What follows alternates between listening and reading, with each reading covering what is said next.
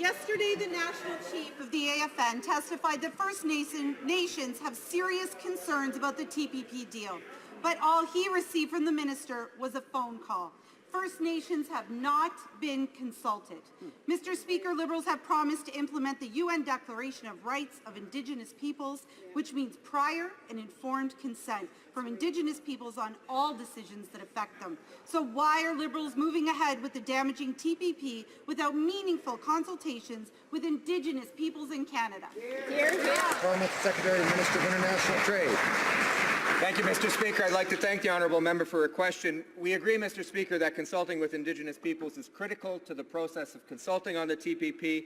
We're pleased that the Trade Committee heard from Indigenous groups yesterday morning. But as the member has said, Chief Bellegarde did say that he had spoken to the minister. Further meetings are planned towards the end of this month. They've already been set. I, as Parliamentary Secretary, met with Mr. Clément Chartier of the Métis National Council.